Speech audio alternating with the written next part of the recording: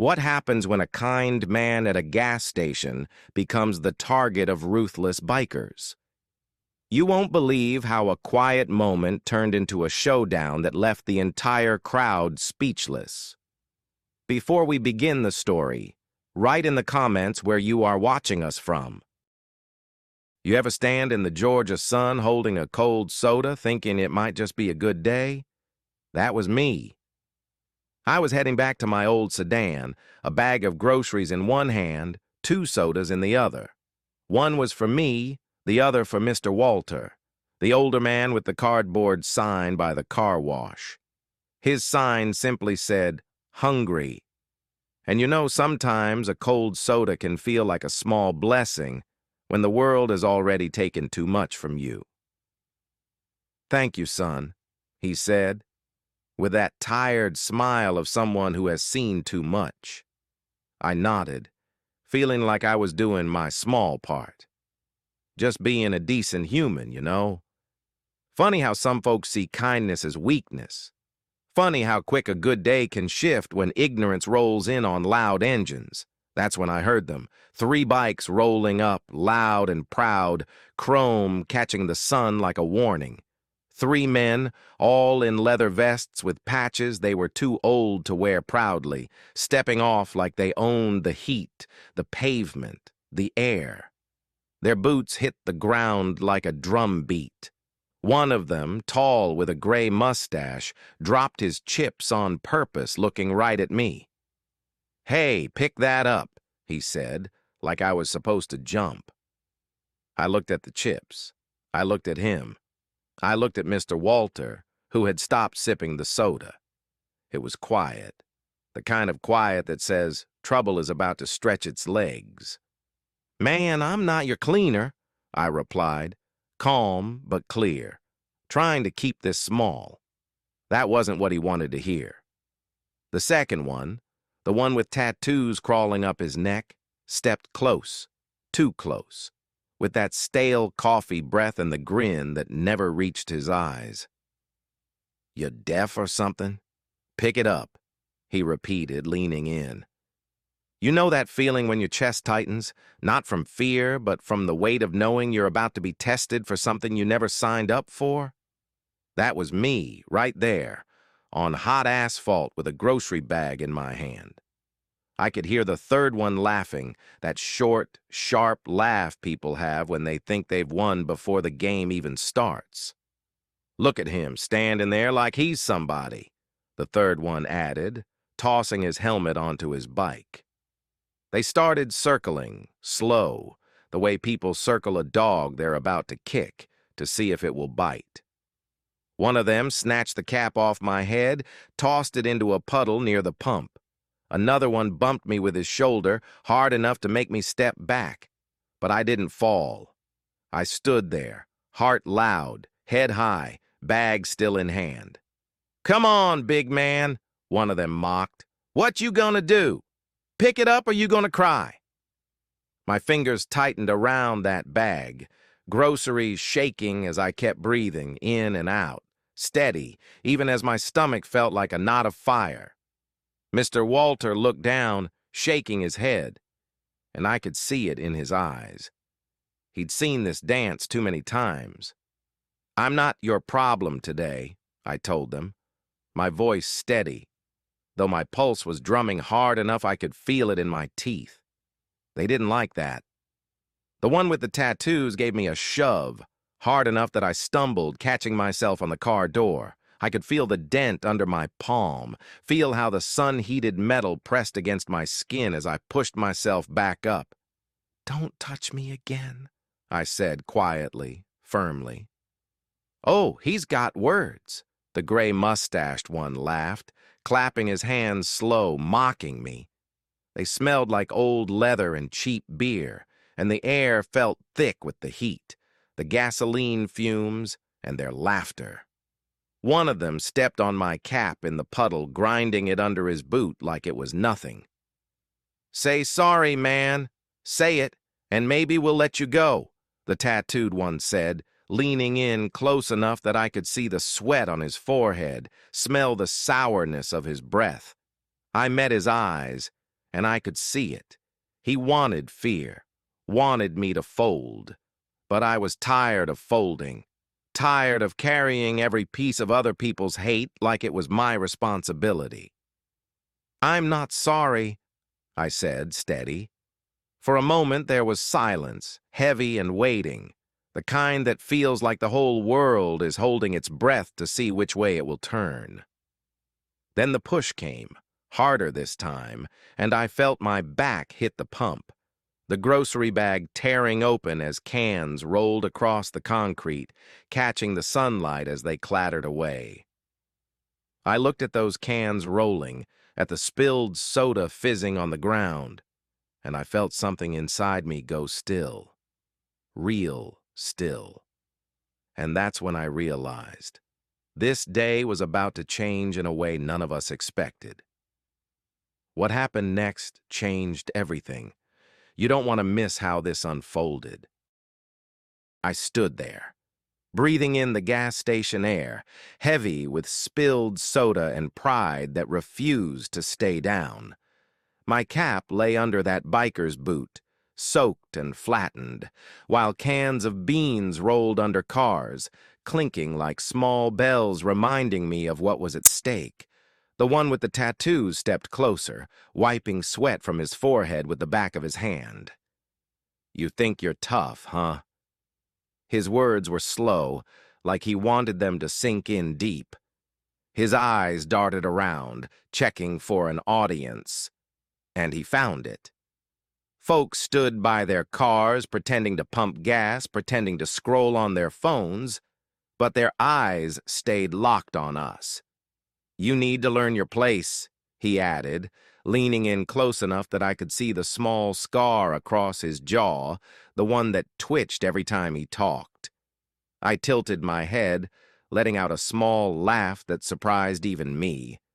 "My place?" I said, letting each word drop heavy between us. "Man, you don't even know your own." His jaw twitched again. He didn't like that. The gray-mustached one snickered, nudging the third biker who had been watching with crossed arms. The third one finally stepped forward, cracked his knuckles, and said, "Let's make it quick." That's when the first shove hit, harder than before. It wasn't the kind you could brush off. My back slammed into the pump, the edge digging into my ribs, reminding me that pain has a way of sharpening your mind. I caught myself before I fell, but the world tilted for a second, the colors brighter, the sounds sharper. My breathing felt loud in my ears. "You gonna say sorry now?" the tattooed one asked, smirking, like this was all a game. I looked at him, holding his gaze. My hands were open, but they were shaking, not from fear, but from the weight of holding back. "I told you I'm not sorry," I said, my voice low, like I was reminding myself as much as him. He didn't like that either. His hand shot out, grabbing the collar of my shirt, pulling me forward so close I could see the lines around his eyes. His breath smelled like old coffee and cheap gum. "You think you're better than me, huh?" he hissed. I let out a short breath, my eyes not leaving his. "Man, I'm just trying to get home."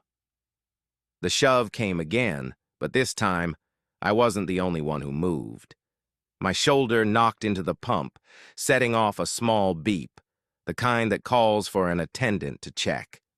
A woman near the next pump let out a small gasp, stepping back, her hand over her mouth. "You see that?" The gray-mustached one laughed. "He can't even stand." They laughed loud, filling the space with that sound that tries to choke out dignity. The world around us kept moving, but in that moment, it felt like everything stopped. The sun beat down, sweat dripping down my back, soaking into my shirt, mixing with the dirt from the ground where I had fallen before. "You done?" I asked, my voice calm, steady, even as my chest rose and fell like a drum. The tattooed one leaned in again, his finger poking into my chest. "You're done when we say you're done." He pushed, harder this time, and I stumbled back, nearly tripping over the curb. My foot caught on the edge, and for a split second, the sky and the ground flipped places. I landed hard, the concrete scraping against my palms, the heat burning into my skin. My cap still lay there, the puddle now just a wet shadow around it, and I stared at it, feeling something inside me shift. Laughter. Their laughter rolled over me, but it sounded distant, like an echo. My ears rang, my vision blurred, but I blinked it clear.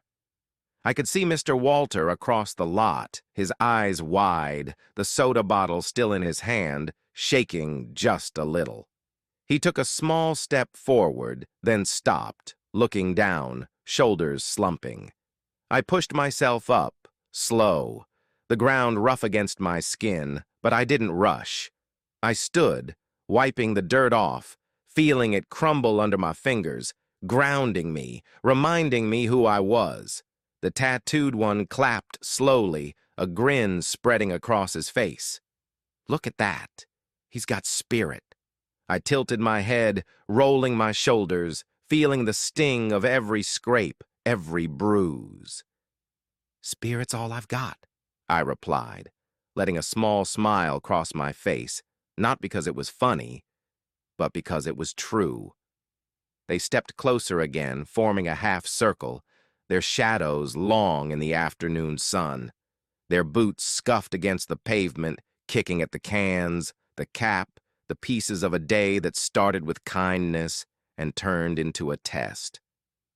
For a moment, the laughter stopped, replaced by a silence that felt like the air before a storm, thick and waiting. And right there, in that heavy silence, I felt it. This wasn't just about me. It was about every look, every shove, every word meant to put someone like me back in a place they decided we should be. And I wasn't going to give them that satisfaction. This is the turning point. Everything you've been waiting for is about to happen. Stay tuned to see how he stood his ground. They thought they had the last word, standing there with those half smiles and heavy boots, shadows swallowing the ground in front of them. The gray-mustached one spit to the side, like he was clearing space for more laughter.